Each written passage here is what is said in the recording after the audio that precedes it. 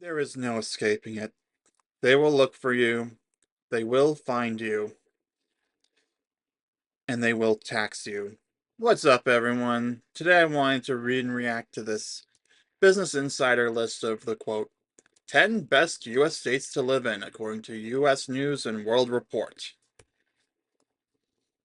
by multiple authors. The ones listed here: Alcina Lloyd, Jordan Pandy, Dan Latu.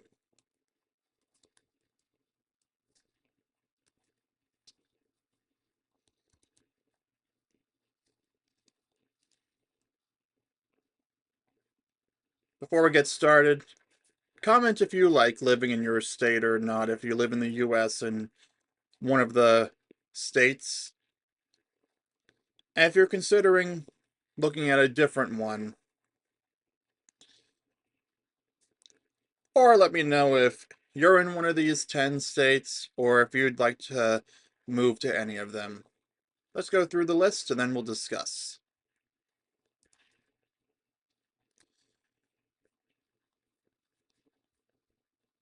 So, US News and World Report create a list of the best US states to live in 2025, weighing 71 metrics across 8 categories, including education, healthcare, crime, and nature.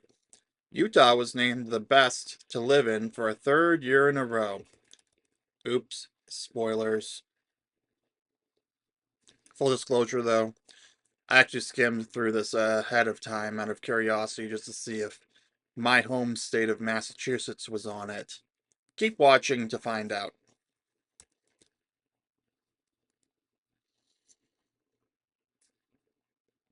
Where you live is one of the biggest decisions of your life,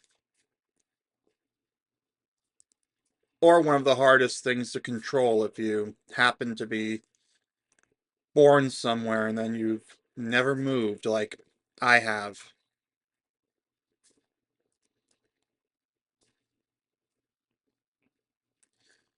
People choose where to put down roots for all sorts of reasons, whether it's to cut costs, find better jobs, enjoy nature, or have greater access to public transportation. Finding the right place isn't always easy, but data can make it a whole lot simpler. Each year, US News and World Report ranks all 50 states based on factors including economy, education, healthcare, infrastructure, crime, and natural environment. Researchers considered 71 metrics across 8 categories to rank the best state to live in. In 2025, most of the highest ranking states were in the Midwest and New England. Utah took the top spot for the third year in a row, with New Hampshire close behind at number 2 for the second straight year. Idaho moved up to third from its 2024 position, while Minnesota held steady at fourth. South Dakota was the only new addition to the top 10. Despite the South's booming economy and long-standing reputation for affordability and job growth, Florida was the only southern state in the top 10. This may signal a broader shift in the region's appeal, as market forces, as well as political and social shifts, continue to reshape the cost of living, school systems, and culture in the South. Read on for more about the 10 best states to live in the U.S., as determined by U.S. News and World Report. While each state has strengths and areas to improve, many offer good schools and hospitals, strong public safety, and plenty of ways to enjoy the outdoors.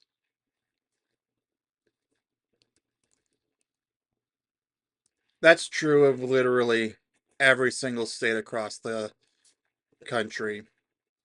Like, I've been to upstate New York to visit family. It's not too different from Massachusetts, at least when you get away from Boston.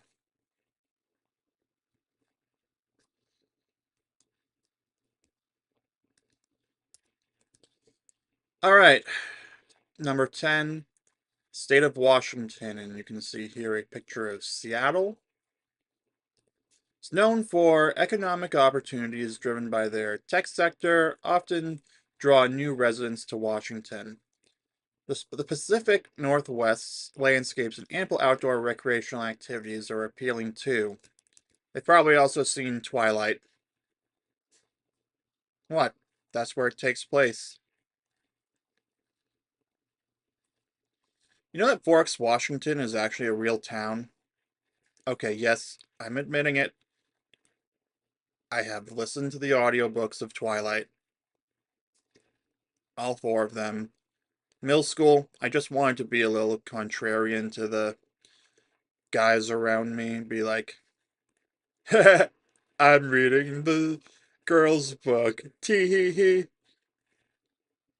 I mean, it's an interesting story, but other than that,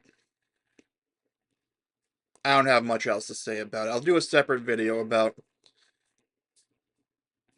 being contrarian like that. In a Business Insider essay published in December, Erin Sanchez said she found the best of both worlds in her Seattle suburb. We live on a quiet street where the towns of Covington and Maple Valley meet, and suburban life blends with nature.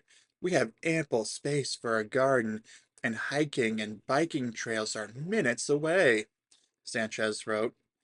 It's ranked for high for natural environment, 7th out of 50. Ranked less high for opportunity, 40th out of 50. I mean, I'm not too surprised by the nature thing. If you've seen any of the Twilight movies, if you've seen what Forks, Washington is like, you can see just how much more nature there is outside of the major developments of Seattle and, to a lesser extent, Port Angeles.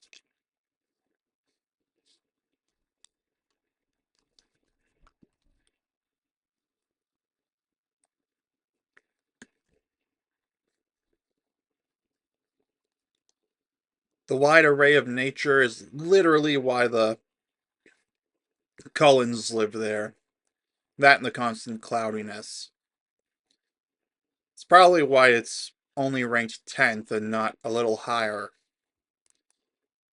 Anyway, time to talk about my home state of Massachusetts.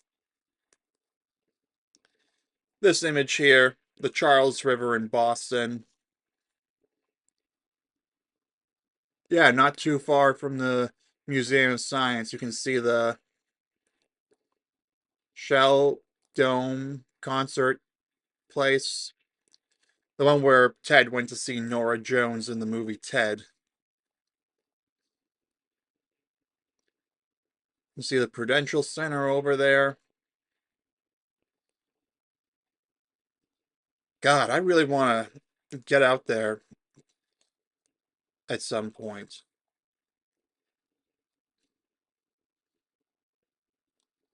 But anyway, let's read what they have to say. The population of 7,136,171.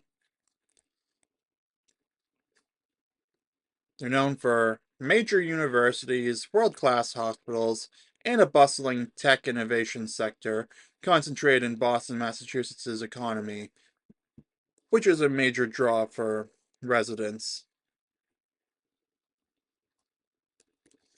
In 2019, Jamie Evan Beckelman, a writer, moved to Boston with his partner. He ultimately moved to the nearby suburb of Sudbury to save on housing. Boston's job opportunities were an important stepping stone. Despite the downsides we experienced, we have a lot to thank Boston for, too. We grew into adulthood and advanced our careers there, Bickelman wrote in a 2024 BI essay. Ranked high for healthcare, 2nd out of 50. Ranked less high for infrastructure, 39th out of 50. I can tell you right now, I'm surprised the infrastructure is that high as a resident of the state. I can tell you right now, town I live in, plenty of roads are crumbling, not a whole lot of well-defined sidewalks. I don't want to get into too much detail, but I can safely say we've got to do better with well-defined sidewalks. Some areas do have it now, like the sidewalk leading up to my therapist's office, which isn't too far from a train station stop. They have well-defined sidewalks, which is very useful and allows me to walk there instead of constantly getting a ride, though admittedly I've been getting a ride there a lot more frequently than before.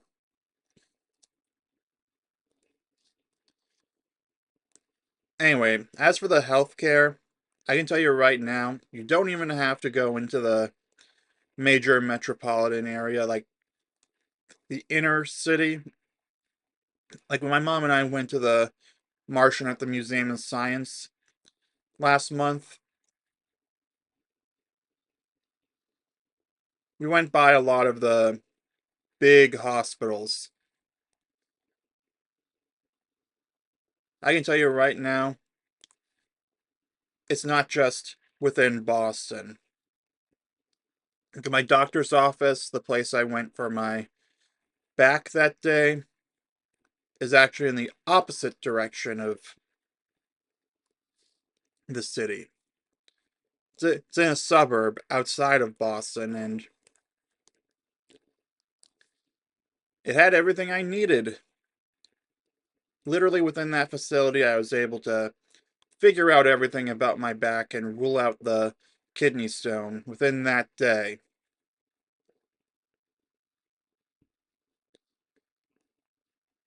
So yeah, I can safely say Massachusetts has earned its place in the top 10 states to live in, even though I still think it's far from perfect.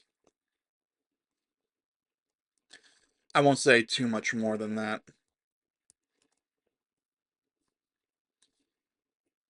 Number 8, South Dakota, population of 924,669. Known for affordable, family-friendly towns with unspoiled access to nature, are a major draw for residents of South Dakota, like Aaron Clary. Let's see what they say about them, why they say it's better than Massachusetts. I can tell you right now, this still looks a little too car dependent for my taste. That's another thing I forgot to mention about Boston earlier, is it's still pretty walkable in the grand scheme of things compared to what I've seen in the YouTube videos about urban design and the criticisms of American and Canadian urban design. Yeah, there's still some parts of it that are pretty samey. Like what's the name of the place? It's this part of Roslindale where I used to go to a Little Caesars for lunch some days back when I was in college. I don't know, it's a strip mall that's connected to it. They have a GameStop there that I went to one time to trade something in because I wanted to get Little Caesars afterward. But anyway, South Dakota, Ksenia Melnikova, a single mom, moved to South Dakota from New York City with her daughter in 2023. Nature here is less curated and more accessible. Parks are protected as wild zones rather than meticulously manicured gardens, fostering a more symbiotic relationship with nature and wildlife, Melnikova wrote in it for her BI in an essay published in April 2024. And it's ranked high for infrastructure, complete opposite end of Massachusetts, but it's ranked low for healthcare. Wow, it is like an inversion of Boston. I mean, Massachusetts. Because you have the high ranking for infrastructure where nature's more integrated into it, not to mention their roads make a little more sense because here in the Boston area, a lot of the roads are based on old cow tracks, so I hear. And that's why a lot of the roads are questionable. And that's why Boston drivers are known for being terrible. Hey, it's not nature, it's nurture. It's our environment. Well, their environment. I haven't driven in 4 years, so I digress. Number 7, Vermont. Population 648,493. Known for abundant space, small town charm, and relatively affordable housing. 2021, Taylor and Tatum Barnes left their Brooklyn studio for a one-bedroom home on a 2.6 acres in Hartford, Vermont, near Dartmouth College. The millennial couple paid $160,000. Compared to New York City, the mortgage is half of what we paid for rent, Tatum said. Ranked high for opportunity. Wow. Top place for opportunity out of 50. And then ranked less for fiscal stability, 41st out of 50. I wonder why it wouldn't be fiscally stable. I mean,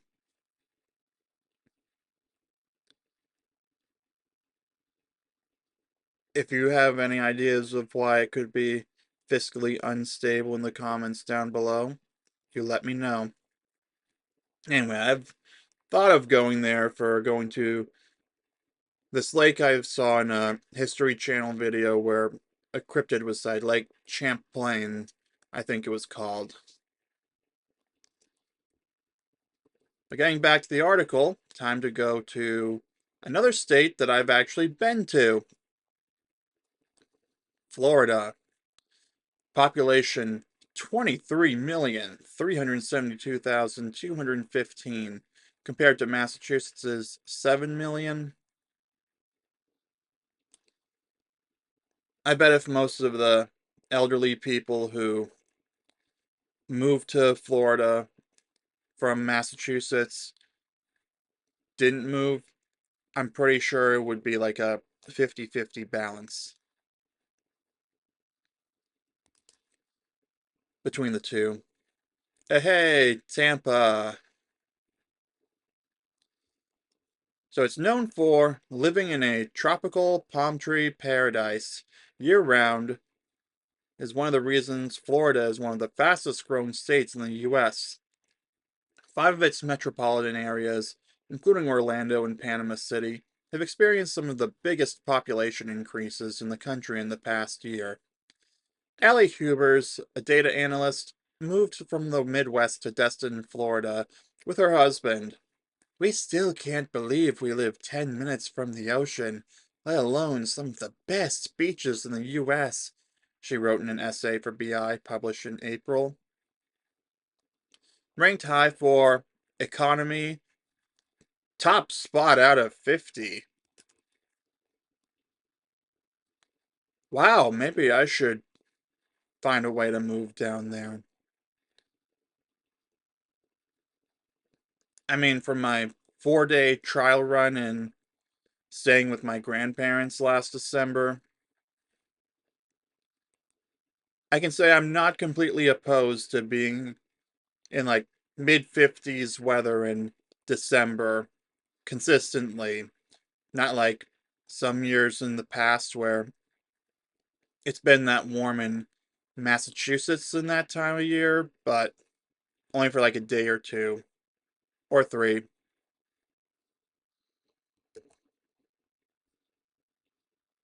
But it's near the bottom for opportunity, 47th out of 50. I'd like to know how they define opportunity. Like, is there not too many real jobs available? I mean, we just ignore ghost jobs for a moment. I don't know. Anyway, next up, Nebraska. Population 2,005,465. It's known for, while Pawnee, Nebraska recently announced a program that pays people to move there, other parts of the Cornhusker state need no such incentives. Why would a city pay people to move there? I mean, maybe I should move there, live there for the minimum amount of time that I have to keep the money, then leave. Again, I would stay for as long as I legally have to keep it. Because if I learned anything from Better Call Saul, it's that something like that, you have to stay for a bare minimum. In his case, it was when he took the job at the other law firm, he realized that he was contractually obligated to stay with that law firm for a minimum amount of time to keep a bonus that he got, but he would only get to keep it without having to pay it back if he got fired instead of quitting. So he did everything he could to get himself fired.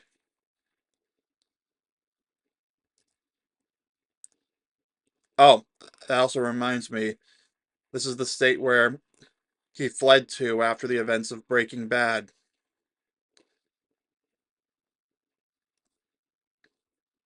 A native Nebraskan, Bill McKenzie, told BI last year that he and his husband looked at retiring in California, Florida, Texas, and Arizona, but couldn't find a place that fit their budget and taste. They chose to spend part of the year in Nebraska and part in Mexico. It's ranked high for infrastructure, first out of 50, ranked less for economy, 29th out of 50. I mean, when you look at how Jimmy McGill slash Saul Goodman went from being a lawyer in Albuquerque to a Cinnabon manager in Nebraska, I can kind of see. What was it again? I can kind of see why. Just kidding. I have nothing against Cinnabon or Cinnabon managers. And of course, he had to keep a low profile, though. You'd think he would have taken, like, the position with the least amount of responsibility, like Lester Burnham. Though maybe he wouldn't have made enough to live in that house that he had.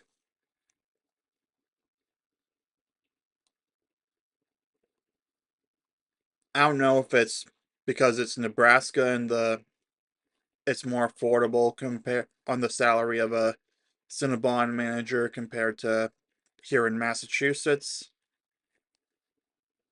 I don't know. Anyway, number 4, Minnesota. Population 5,793,151. Known for land of 10,000 lakes. Amina Ahmed moved to Minneapolis from Ewing, New Jersey in 2019 for college and stayed put after graduating. She found that she enjoyed hanging out at the lake more than at the beach. But I've grown to love these freshwater lakes way more than real ocean beaches, she said in 2023. The privacy and calm environment make the experience way more enjoyable than what I'm used to on the Jersey Shore, which feels less clean and more hectic. Well, you're talking about the Jersey Shore which had the literal reality show titled that.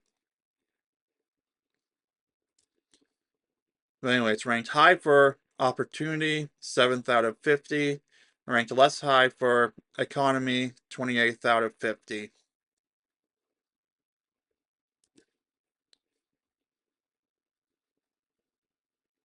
I don't have much to say about Minnesota except that's where Contagion took place for the most part. That's where Matt Damon's character lived. So, I don't know enough about Minnesota.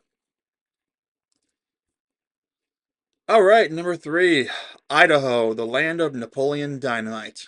Population 2,001,619. Known for being synonymous with potatoes to the uninitiated, but has a lot more to offer. It's climbing in favorability up from the fifth spot on the 2024 list of best states to live in. A family that moved from California to Idaho found it clean and quiet with good school options for kids.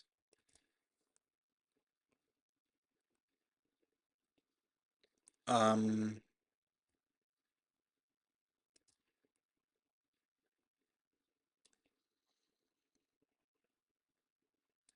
yeah, there's probably a lot less bureaucracy in Idaho compared to California that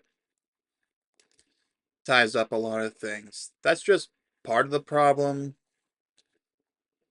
but I don't want to go on about things I know very little about with the situations in California. I just know that it has the highest taxes in the country, to the point that Hollywood is actually kind of leaving California slowly. That's why a lot of the recent movies have been filming in the UK, if not other parts of the country. Mostly in the UK now because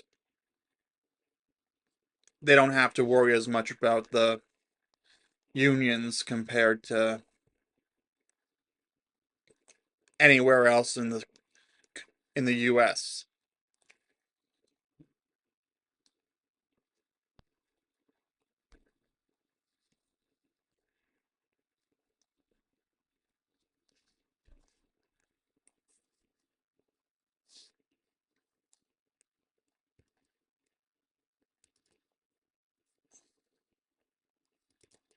Number two, New Hampshire.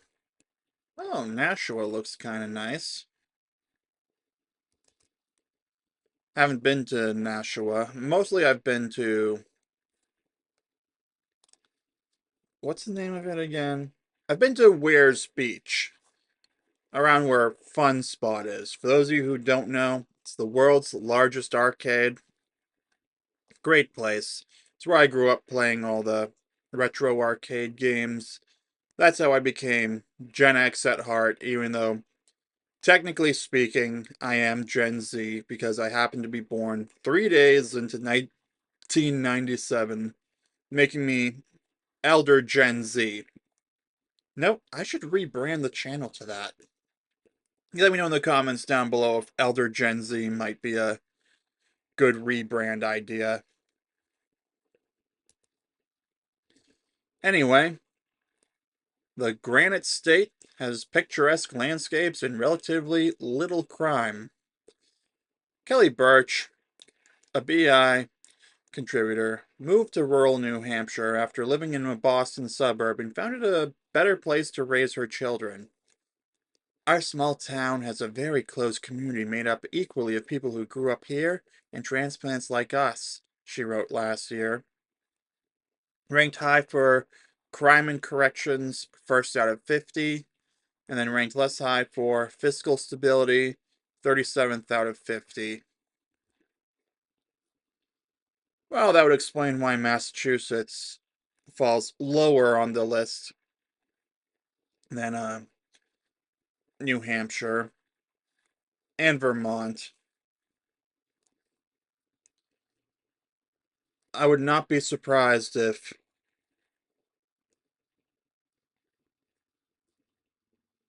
that was the case. Mostly because at a certain point, more larger cities are going to result in there just being higher rates of that because there are more people concentrated in there. Now, I still felt safe overall in Boston when I went out there on Halloween and I walked from the Museum of Science to the Boston Common, which still felt pretty safe, even though I was there until about 8:30 p.m. So maybe I'm just lucky is all. I just don't happen to come across anything risky. Like I took an Uber to the museum and I took an Uber to a nearby spot that I walked home from because I make it a point not to put my home address into Uber under any circumstances, or really anyone's home addresses. Anyway, let's see what else they have to say about New Hampshire. Oh, wait, that was everything. But yeah, I would definitely be open to moving to New Hampshire because they don't have sales tax, which meant I would have only had to pay $499 even for my Switch 2 if I'd been able to pre-order it from a New Hampshire area. That would have saved me $30. Unfortunately, they make up for it with the property taxes, which I guess you can get around if you rent, except then the cost of that's probably going to be factored into the rent. There is no escaping it. They will look for you, they will find you, and they will tax you. Which, by the way, you should pay your taxes at the very least to avoid being sent to prison. It's not worth the fight. No matter what issues you have with what your tax dollars are going towards, best to just pay it. Jesus said, render what is due unto Caesar.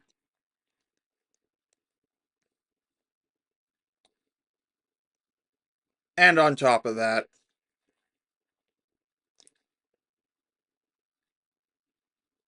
it's still necessary for basic things. Plus, if you pay into the system, you can still get something out of it. Anyway, let's see what makes Utah the best state to live in. It's probably not going to be perfect, but let's see what they have to say. Salt Lake City, population 3,503,613. It's known for just being the top spot according to US News and World Report's rankings. Because it has a range of places to live, from Salt Lake City, the population of more than 200,000, to more quaint towns such as Midway, a popular ski destination. A millennial mom who moved to Salt Lake City from San Diego said the costs of living and childcare were lower. She was drawn to Utah's natural beauty, safety, and family friendliness. I think that's why what's her face from Stranger Things, the Mormon girl, her family lived in Utah. If you'll recall season 4, they went to Salt Lake City. God, I want to rewatch the first 4 seasons before the final season drops. But I'm waiting until the final season is available in its entirety before I spend any money on Netflix, and I'm going to watch the entire series within the time frame of the 1 month. I think I'm gonna watch a season per day during the daytime. I'm probably gonna take a week off just to do that. We'll see.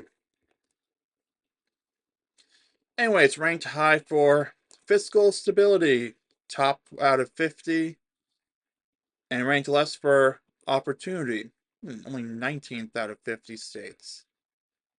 So, where were the other ones that were ranked less for opportunity? Economy. 47 out of 50 for Florida.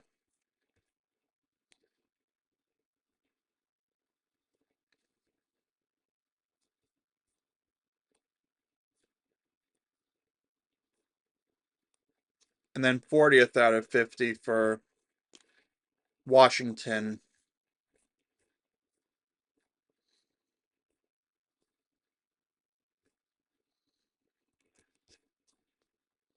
You know, everyone says that New York City and LA are the places you gotta go for the opportunity. Really, you gotta go where the specific types of opportunity you want are. So, if you want to be in, if you want to be a tech bro, you gotta go to San Francisco. If you want to be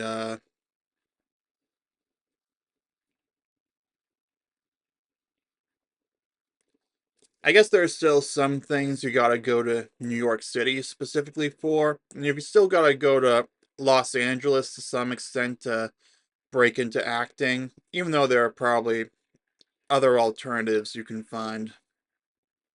So, on that note, I'm gonna leave it here for the video. Comment down below if you're thinking of moving to any of these states and why. What factor you consider most important? Me personally, since I decided I'm not having any kids, I don't really care much about family friendliness of a place to live.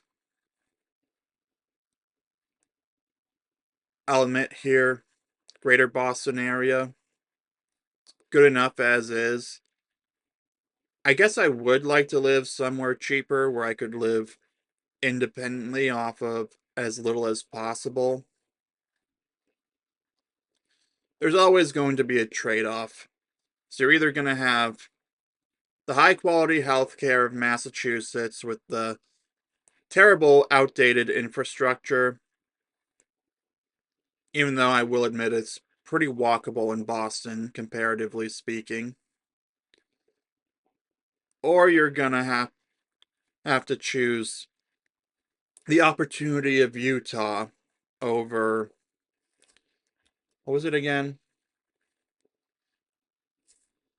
Oh no, you're going to have to trade the fiscal stability of, you're going to have to trade the opportunity for fiscal stability when it comes to Utah.